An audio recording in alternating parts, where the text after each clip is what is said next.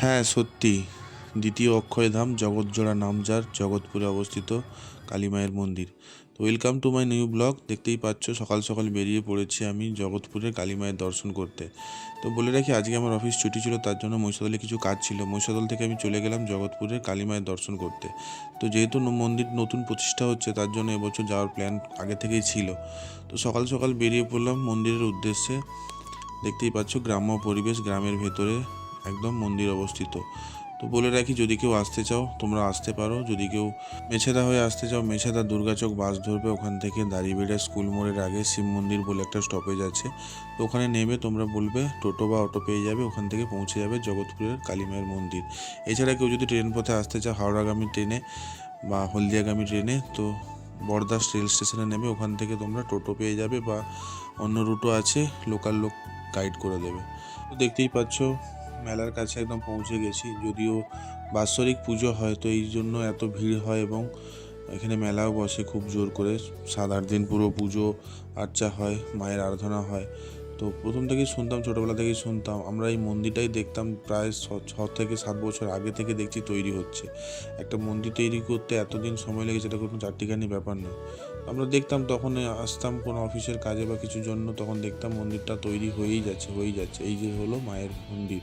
তো বলে রাখি, এখানে আগে পুরনো মন্দির ছিল যদিও, তো এবছর থেকে এখানে নতুন মায়ের মন্দির প্রতিষ্ঠা হয়েছে, এবং শীতলা মা এবং ভোলে বাবা মহাদেবেরও বিগ্রহ রয়েছে। তো দেখতেই পাচ্ছ মন্দিরের কত সুন্দর কারুকার্য। ভেতরে তো দেখাচ্ছি একটু বাদে। তো পৌঁছে গেলাম, দেখতেই পাচ্ছ সামনে এই হচ্ছে ডেকোরেশন করেছে। যেহেতু উদ্বোধনের বেলা, তাই জন্য প্রতিষ্ঠা হচ্ছে, তার জন্য চারিদিকে ফুল মালা দিয়ে সাজানো হয়েছে। পুরো মন্দিরের বাইরে খোদাই করে এরকম কাজ করা আছে, পুরো চারিপাশে পুরো খোদাই করে কাজ করা আছে। দেখতেও খুব সুন্দর লাগছে, এবং মন্দিরের স্ট্রাকচারটাকে দেখতেই পাচ্ছ এত সুন্দর, কি আর বলবো। তোমরা পারলে এসে ঘুরে যেও, এখন মেলা চলবে।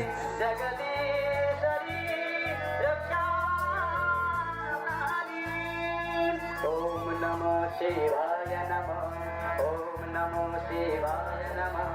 हर हर महादेव नमः शिवाय। তো মন্দিরের সামনে একটা ছোট্ট করে গণেশজির মূর্তি দিয়ে মন্দির করা আছে। দেখতেই পাচ্ছ পুজো অলরেডি চলছে, যেহেতু প্রতিষ্ঠা চলছে, পুজো তো নিশ্চয়ই হবে এখানে। অনেক বছর পর এলাম, খুব ছোটোবেলায় একবার এসেছিলাম, বন্ধুর বাড়ির রিলেটিভ একজন আছে এখানে এই গ্রামের মধ্যে। তো এসেছিলাম তখন খুব ছোটোবেলা।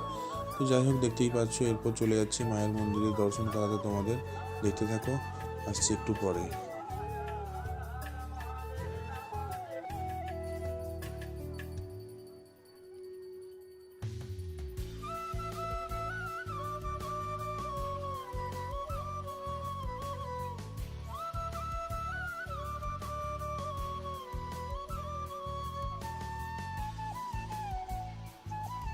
তো মন্দিরের এন্ট্রান্স তো দেখতেই পেলে। তো গিয়ে মোটামুটি প্রণাম করে সিঁড়িতে মায়ের দর্শনের জন্য ওপর দিকে উঠছি। দেখতেই পাচ্ছ এই হচ্ছে সামনে মায়ের বিগ্রহ। এইখানে হচ্ছে মা আছেন সামনেই একদম। তো মায়ের বাম পাশে আছে ভোলে বাবা দেবাদিদেব মহাদেব, এবং ডান পাশে আছে মা শীতলা মায়ের বিগ্রহ। তো প্রথমে চলে গেলাম ভোলে বাবাকে দর্শন করার জন্য। দেখতেই পাচ্ছ বড় একটা শিবলিঙ্গ, পাশে ভোলে বাবা ছোট্ট করে মূর্তি করা আছে। পুজো সব যেহেতু প্রতিষ্ঠা চলছে, তার জন্য সব পুজো চলছে, দেখতেই পাচ্ছ। এরপর ভেতরে ডেকোরেশন দেখাচ্ছি। এখনও যদিও কাজ ফিনিশিং হয়নি, বহু জায়গায় এখনও লাইটিংয়ের কাজ বাকি আছে। তো দেখতেই পেলে নন্দী মহারাজ, এবং তার পাশেই আছে তারা মা, এবং প্রত্যেকটা দেওয়াল জুড়ে এত ঠাকুর দেব দেবী আছে, প্রতিচ্ছবি আছে, তোমরা দেখতে পারবে না। এত সুন্দর সুন্দর করে কারুকার্য হাতের ভেতরে, এবং পুরো রং দিয়ে পুরো একদম খোদাই করে আছে। তো এত সুন্দর লাগছে, কি আর বলবো। দেখতেই পাচ্ছ এই যে চলে এলাম ভেতর থেকে অন্য সাইডে। তো পুরো মন্দিরটা জুড়ে ভেতরে আবার মায়ের যে মেন বিগ্রহ থেকে দালান কোঠা টাইপের আছে, তোমরা চারিদিকে প্রদক্ষিণ করতে পারবে মায়ের মেন বিগ্রহ থেকে। তো এই হচ্ছে ডান দিকে শীতলা মায়ের মন্দির, সেই মাকেও প্রতিষ্ঠা করা হচ্ছে নতুন করে। তো এই হচ্ছে মায়ের প্রতিমা, পুরো পেতলের প্রতিমা।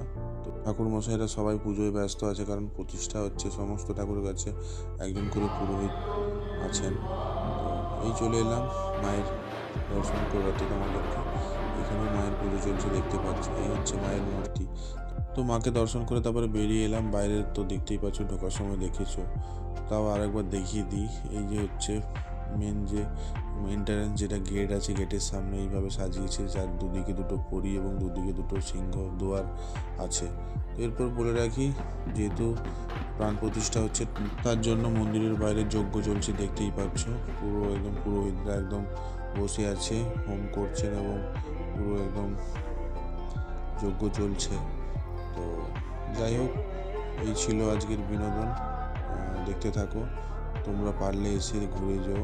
মা খুব জাগ্রত এবং অনেক দিন থেকে এখানে অধিষ্ঠিত আছেন। প্রত্যেক বছর মায়ের বার্ষিক পুজো এই বৈশাখ মাসে হয়। তো এই ছিল মায়ের সামনের যে যজ্ঞ চলছে তার কিছু মুহূর্ত তুলে ধরছি, দেখতে থাকো, আসছি একটু পরে।